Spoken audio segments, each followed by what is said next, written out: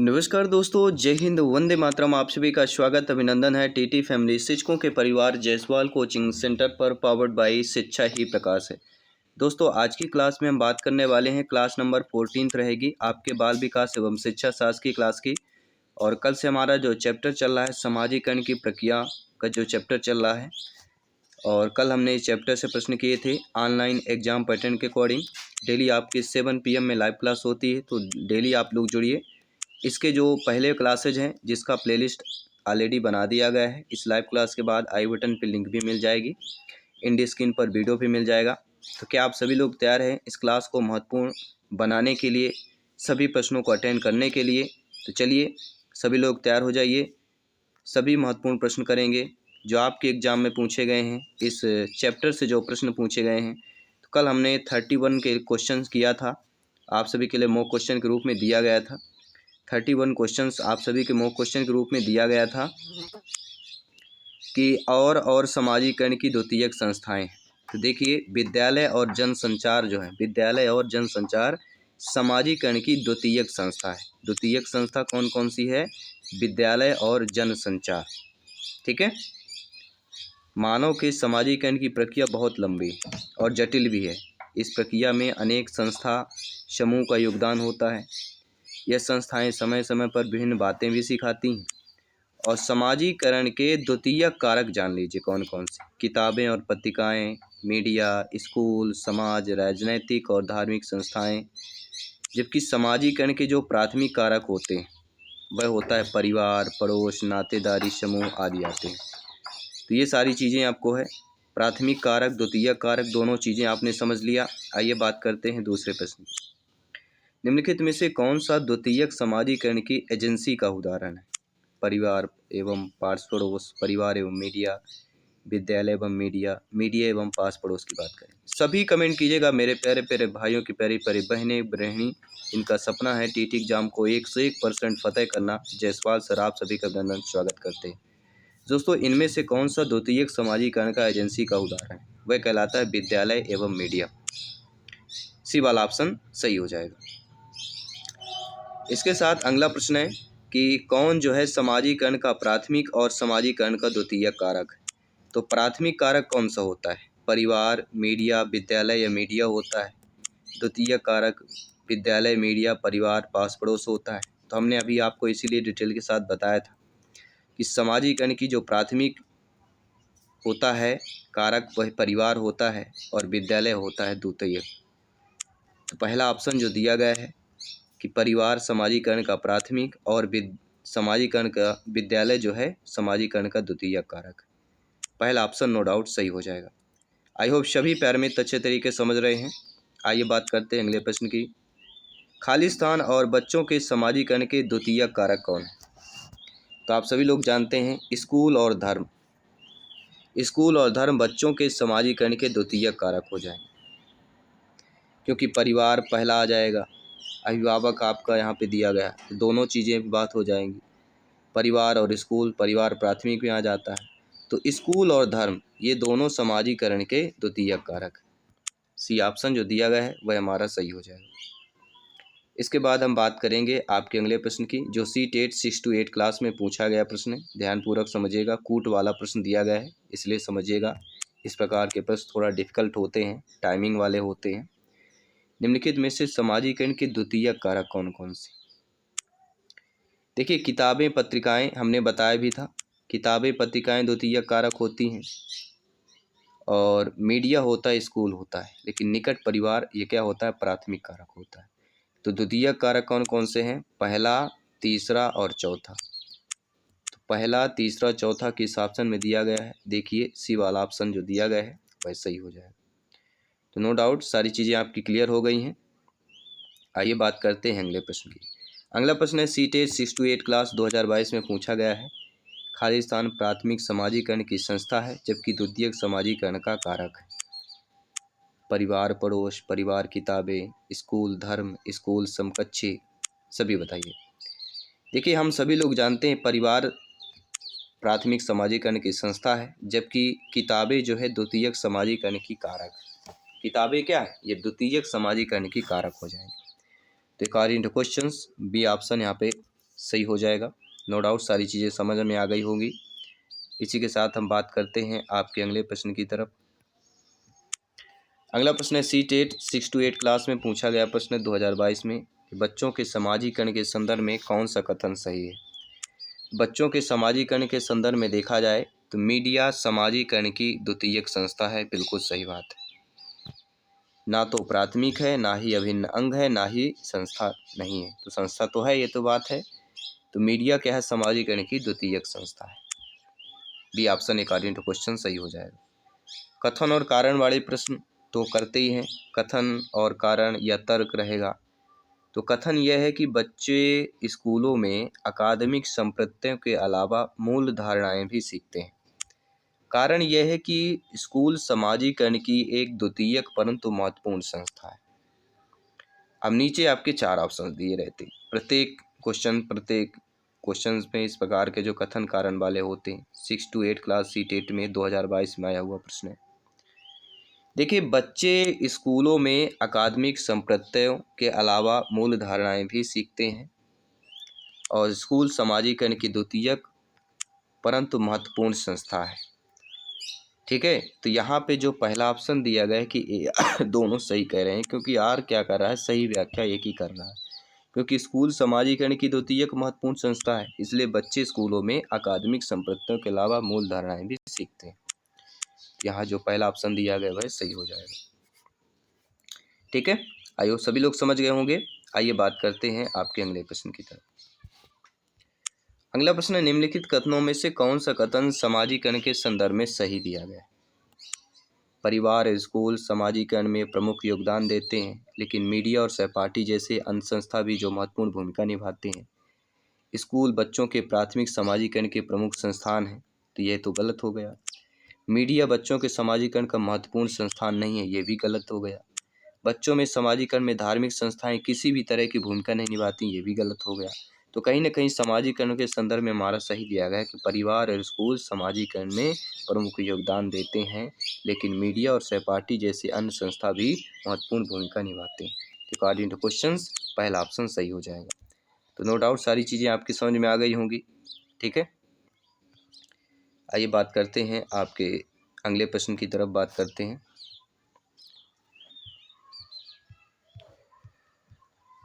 अगला प्रश्न आपके स्क्रीन पर आ चुका है। बेहतरीन प्रश्न, लाजवाब प्रश्न पूछा जा रहा है कि विद्यालय बच्चों के नए व्यवहार और नियम सिखाते हैं। विद्यालय क्या करते हैं, बच्चों को नए व्यवहार और नियम सिखाते हैं और उनसे इसी शुरुआत या इसी अनुरूप क्रिया की अपेक्षा भी करते हैं। विद्यालय बच्चों में नए व्यवहार और नियम सिखाते हैं और उनसे इसी अनुरूप क्रिया की अपेक्षा भी करते हैं।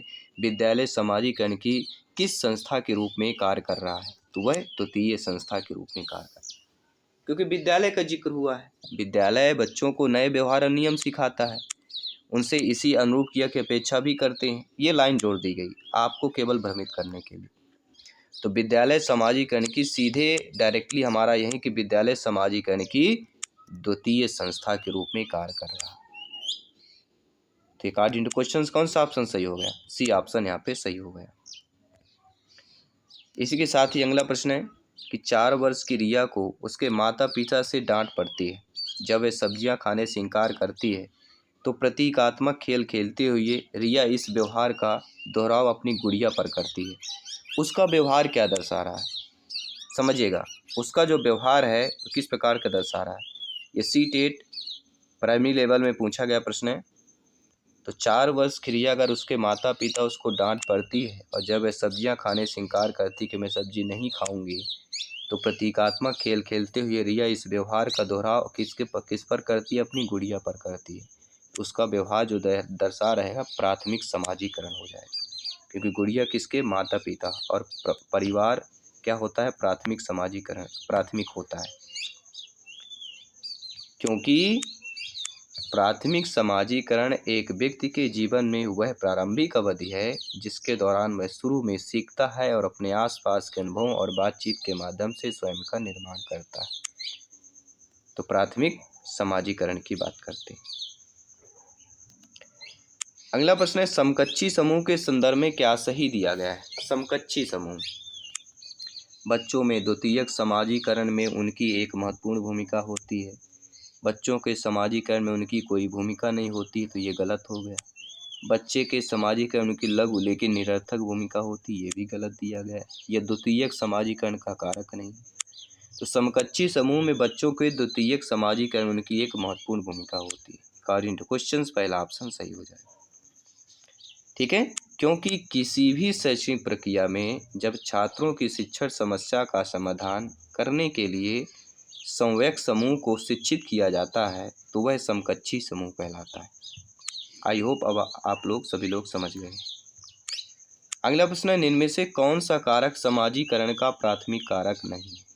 देखिए, परिवार, समकक्षी, आस पड़ोस ये समाजीकरण के प्राथमिक कारक है, लेकिन सरकार समाजीकरण की प्राथमिक कारक नहीं। समाजीकरण की एक ऐसी समाजीकरण एक ऐसी सामाजिक प्रक्रिया है जिसके द्वारा जैविकी प्राणी में सामाजिक गुणों का विकास होता है और वह सामाजिक प्राणी बनता है। इस प्रक्रिया के द्वारा व्यक्ति समाज और संस्कृति के बीच रहकर विभिन्न साधनों के माध्यम से सामाजिक गुणों को सीखता है। और परिवार, आस पड़ोस, समकक्षी समाजीकरण के प्राथमिक कारक, क्योंकि इन सभी के बीच रहकर बच्चा जीवन की शुरुआती अवधि से सीखना प्रारंभ कर देता है और अपने आसपास के अनुभव और बातचीत के माध्यम से स्वयं का निर्माण करता है, जबकि सरकार समाजीकरण का प्राथमिक कारक नहीं है। इस प्रकार समाजीकरण के द्वितीय कारक स्कूल, मीडिया और सरकार आ जाएगा। तो सरकार कौन सा हो गया? समाजीकरण के द्वितीय कारक में आ जाएगा। अगला प्रश्न देख लेते हैं, बच्चे अपने समाज के बारे में ज्ञान रहने के कौशल, मूल रीतियाँ किससे सीखते हैं? आस पड़ोस, धर्म, स्कूल, समकक्षी समूह से सीखते हैं। तो बच्चे अपने समाज के बारे में ज्ञान रहने के कौशल, मूल जो रीतियां हैं वह किससे सीखते हैं? तो आस पड़ोस से सीखते हैं, धर्म से भी सीखते हैं, स्कूल से भी सीखते हैं, समकक्षी समूह से भी सीखते हैं। अर्थात जो डी ऑप्शन दिया गया है कि 1, 2, 3, 4 इन चारों से सीखते हैं, तो ये डी ऑप्शन हमारा सही हो जाए। अगला प्रश्न देख लेते हैं।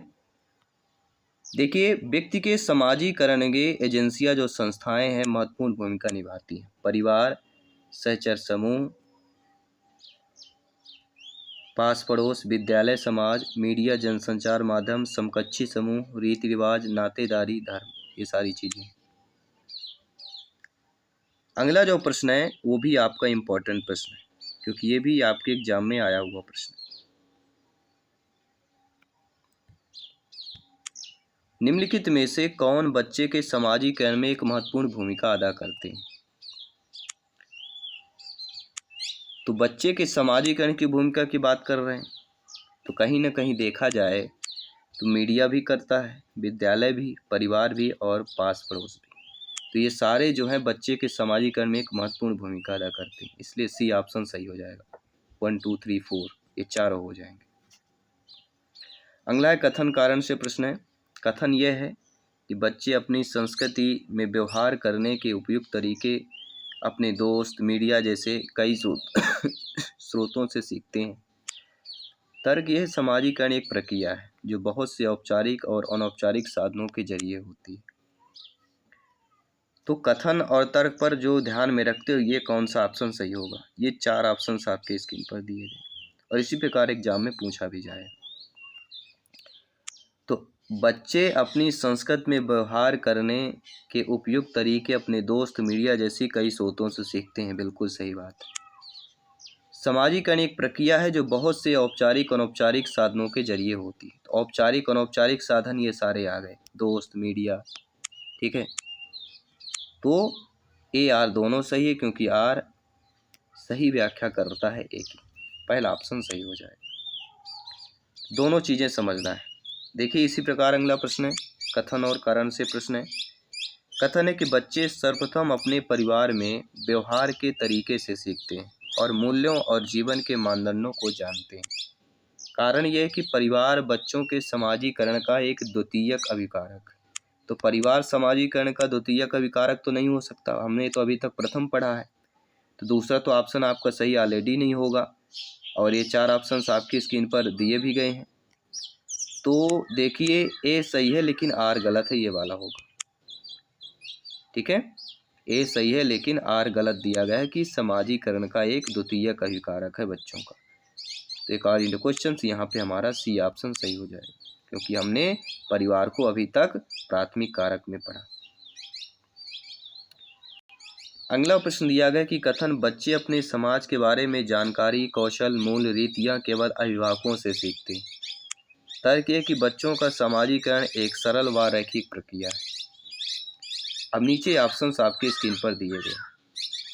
देखिए, बच्चे अपने समाज के बारे में जानकारी, कौशल, मूल, रीतियाँ केवल अभिभावक से सीखते हैं। गलत। केवल शब्द जहाँ दे दिया जाए तो एक घमंड की बात हो जाती है। केवल, तो घमंड पेडागॉजी में कहता है तू दूर रह, मेरे पास बिल्कुल मत आना। बच्चों का समाजीकरण एक सरल व रैखिक प्रक्रिया है, तो समाजीकरण सरल और रैखिक नहीं है। समाजीकरण जटिल प्रक्रिया, अभी ये तक हमने पढ़ा है, तो भैया सरल कहाँ से हो जाएगा। तो दोनों बातें गलत दी गई। तो देखिए, डी ऑप्शन जोर जोर से कह रहा है, चिल्ला के कह रहा है कि यार दोनों गलत है। बिल्कुल गलत है, डी ऑप्शन को हम चयन कर रहे हैं। तो नो डाउट सारी चीज़ें आप लोग धीरे धीरे समझ भी रहे हैं, क्योंकि कौशल, मूल और रीतियाँ केवल अपने अभिभावक से ही नहीं, परिवार, समुदाय, समाज, विद्यालय आदि से भी सीखी जाती है। और बच्चों का समाजीकरण सरल व रैखिक न होकर जटिल, लंबवत, क्षैतिज और समस्यापूर्ण प्रक्रिया है। अगला प्रश्न देख लेते हैं। फिल्मों और विज्ञापनों से व्यवहार के जेंडर उपयुक्त तरीकों के बारे में बहुत संकेत मिलते हैं। यह समाजीकरण की संस्था के रूप में किसकी भूमिका पर प्रकाश डालता है। मीडिया प्राथमिक, मीडिया द्वितीयक, स्कूल प्राथमिक, स्कूल द्वितीयक। देखिए, फिल्मों और विज्ञापन की बात कर रहे हैं तो कहीं ना कहीं मीडिया आएगा। जेंडर उपयुक्त तरीकों के बारे में बहुत संकेत मिलते हैं। यह समाजीकरण की मीडिया संस्था के रूप में द्वितीयक की भूमिका पर प्रकाश डालता है। ये फिल्म और विज्ञापन मीडिया ही आएगा। ठीक है, बी ऑप्शन सही हो जाएगा। अगला प्रश्न देख लेते हैं। कथन कह रहा है शहरों में बच्चों का बहुत सारा खेल उन रियलिटी टीवी शो पर आधारित होता है जो वे देखते हैं। तर्क यह है कि इन दिनों परिवार और साथियों के अलावा मीडिया बच्चों के समाजीकरण एक महत्वपूर्ण माध्यम बनता जा रहा है। तो दोनों बातें हमें कहीं ना कहीं बिल्कुल क्या दी गई हैं। ये जो सीटेट में आया हुआ प्रश्न है, सीटेट प्राइमरी लेवल 2022 में आया था, तो दोनों बातें सही दी गई। क्या है, बिल्कुल सही बात है। ये आज की घटना के वर्णन किया गया है, तो ये सभी लोग समझ गए होंगे। ये आर दोनों सही है, क्योंकि आर सही व्याख्या कर रहा है एक। अगला प्रश्न है, प्यारा सा प्रश्न है, प्यारा सा फीडबैक चाहिए आप सभी लोगों के लिए कि निम्न में से कौन सी बच्चों के समाजीकरण की द्वितीयक संस्थाएं। अब द्वितीयक संस्था का चयन करना है। तो भैया मीडिया हो गया, विद्यालय हो गया, ये तो द्वितीयक संस्था है ही। परिवार तो प्राथमिक है, परिवार तो हो नहीं सकता कि परिवार भी होगा। बताइए सभी लोग। बच्चे के समाजीकरण की द्वितीयक संस्था पूछी जा रही है, तो यहाँ पे सभी ऑप्शन में पहला ऑप्शन दिया गया है, तो पहला ऑप्शन तो होगा ही नहीं। तो इस क्वेश्चन को, ऑप्शन को रॉन्ग माना जाएगा, क्योंकि बच्चों की द्वितीयक जो संस्था है मीडिया, धार्मिक संस्थाएं, विद्यालय, दूसरा, तीसरा, चौथा होना चाहिए। ठीक है, तो मिसप्रिंट हुआ यहाँ पे। तो हमारा कौन कौन से जान लीजिए समाजीकरण की द्वितीयक संस्थाएं हैं। और इस प्रकार जब एग्जाम में आते हैं, इसी में क्या होता है, नॉर्मलाइजेशन होता है। अगर आपने सही टिक किया है कोई ना कोई ऑप्शन, अटेंड किया है क्वेश्चन को, ठीक है। तो देखिए इस पर क्या दिया गया है। इस जो सीटेट में आया हुआ प्रश्न था, इस पर आयोग ने क्या किया है, उत्तर किसी विकल्प को नहीं माना है। आयोग ने इस प्रश्न पर सभी प्रतियोगियों को समान अंक दे दिए, बराबर अंक दिया गया। तो ये भी किया जा सकता है। इनमें से कौन से कारकों द्वारा विद्यालयों में बच्चों का अधिगम से जुड़ाव प्रभावित होता है। पारिवारिक समाजीकरण, समकक्षी संबंध, सांस्कृतिक मूल्य या बच्चों का आत्मसम्मान। नीचे आपके ऑप्शन स्क्रीन पर दिए गए हैं। तो इनमें से कारक जो विद्यालयों में बच्चों का अधिगम के जुड़ाव प्रभावित होता है, वह पारिवारिक समाजीकरण है, समकक्षी संबंध भी है, सांस्कृतिक मूल्य भी है और बच्चों का आत्मसम्मान भी है। अर्थात according to question C option सही हो जाएगा। अगला प्रश्न देख लेते हैं। बालक बालिकाओं के सामाजिक विकास का आधारभूत अभिकरण कहा जाता है किसको। विद्यालय को, माता पिता को, समुदाय को या जनसंचार माध्यम को कहा जाता है। तो बालक बालिकाओं के सामाजिक विकास का आधारभूत अभिकरण किसे कहा जाता है? माता पिता एवं परिवार को कहा जाता है। और इस पर क्लेयर ने क्लियर कर दिया है। क्लेयर के अनुसार परिवार संबंधों की वह अवस्था है जो माता पिता तथा उनकी संतानों के मध्य पाई जाती है, जबकि विद्यालय बालकों को घर तथा संसार से जोड़ने का कार्य करते हैं और समुदाय अपने आदर्शों तथा मान्यताओं के अनुसार व्यक्ति के व्यवहार का निर्माण करते हैं। अगला प्रश्न है, निम्नलिखित में से कौन सा समाजीकरण के एक प्रमुख कारक है? तो वह कहलाता है परिवार। अगला प्रश्न दिया गया है, वह प्रक्रिया जिसके द्वारा माता पिता यह अनुमान लगाते हैं कि उनके बच्चे में सभी सकारात्मक गुण हैं, क्योंकि एक गुण सकारात्मक है, और वह कहलाता है हावेथिन का प्रभाव। क्या होगा? हावेथिन का प्रभाव। हावेथिन के प्रभाव के कारण बालक में गुण सकारात्मक होने पर अभिभावक को बालक के अन्य गुण भी सकारात्मक लगते हैं। किस प्रभाव के कारण? हावेथिन प्रभाव के अकॉर्डिंग। अगला प्रश्न है, परिवार एवं पास पड़ोस बच्चों के समाजीकरण की क्या है? प्राथमिक एजेंसियां। पहला ऑप्शन सही हो जाएगा। ठीक है, क्योंकि बालक जन्म के बाद अधिक से अधिक परिवार के सदस्यों के संपर्क में आता है और उनके क्रियाकलापों व्यवहार के तौर तरीके से उनके विविध रूपों में, जैसे क्रोध करना, चिल्लाना, हंसना, ठीक है, पैर आदि हिलाना, ये सारी अनुक्रियाएं करता है। अगला प्रश्न है, स्कूल बच्चों के समाजीकरण की एक ऐसी संस्था है जहां पर प्रमुख संस्थान स्कूली बच्चों का होता है, प्रमुख स्थान स्कूल की दिनचर्या का, प्रमुख स्थान स्कूल की गतिविधियों का, प्रमुख स्थान स्कूल के शिक्षकों का होता है। तो स्कूल बच्चों के समाजीकरण की वह एक ऐसी संस्था है जहां प्रमुख स्थान स्कूली बच्चों को होता है। पहला ऑप्शन सही हो जाए। अर्थात स्कूल की संपूर्ण गतिविधियां जो कार्यक्रम है, शिक्षक तथा पाठ्यक्रम स्कूल में पढ़ने वाले बच्चों के मानसिक, शारीरिक, सामाजिक और नैतिक विकास के लिए प्रतिबद्ध होती है। इसलिए प्रगतिशील शिक्षा में बच्चों को शिक्षा का केंद्र बिंदु माना गया है। किसमें? प्रगतिशील शिक्षा में। अगला प्रश्न देख लेते हैं, निम्न में से कौन सा विद्यालय का प्रमुख कार्य नहीं है? देखिए, विद्यालय हमारी संस्कृत विरासत को संश्लेषित व प्रेषित करती है, बिल्कुल सही बात है।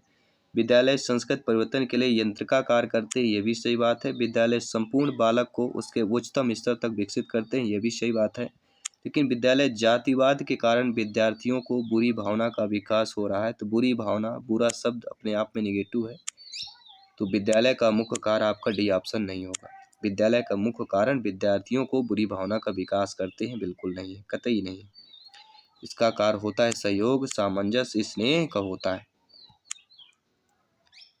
अगला प्रश्न ध्यानपूर्वक देखिएगा, निम्नलिखित में से कौन सी संस्था सामाजिक परंपराओं के हस्तांतरण में सबसे अधिक योगदान करती है? और वह कहलाता है परिवार, फैमिली। पहला ऑप्शन सही हो जाएगा।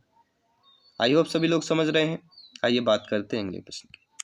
दोस्तों, मध्याह्न भोजन के दौरान उच्च जात के विद्यार्थी निम्न जात के विद्यार्थियों के साथ एक पंक्ति में भोजन करने से इनकार करते हैं, तो आप शिक्षक के रूप में क्या करेंगे? तो आप जो है विद्यार्थियों को एक साथ बैठाकर भोजन करने के लिए सहमत कर लेंगे, आपको मनाना है। ठीक है, चलिए आज जो आप सभी के लिए मॉक क्वेश्चन रहेगा, आपके स्क्रीन पर है कि शिक्षकों को ये सलाह दी जाती है कि वे अपने विद्यार्थियों बालक बालिकाओं को सामूहिक गतिविधियों में शामिल करें, क्योंकि सीखने को सुगम बनाने के अतिरिक्त किसका भी सहायता करती है? दुश्चिंता, समाजीकरण, मूल्यद्वंद या आक्रामकता। तो आपको बताना है, शिक्षकों को ये सलाह दी जाती है कि वे अपने विद्यार्थियों बालक बालिकाओं को सामूहिक गतिविधियों में शामिल करें, क्योंकि सीखने को सुगम बनाने के अतिरिक्त ये किसकी सहायता करते हैं? ये खाली स्थान में भी सहायता करते हैं, आपको बताना है। कमेंट बॉक्स में मॉक क्वेश्चन दिया जा रहा है, इस टॉप 30 में से आपने कितने स्कोर प्राप्त किया, ये भी आपको कमेंट बॉक्स में बताना है। मैं आपके साथ जयसवाल सर मिलता हूँ आपकी अगली क्लास पर। सभी मित्रों को जय हिंद, वंदे मातरम, धन्यवाद सभी।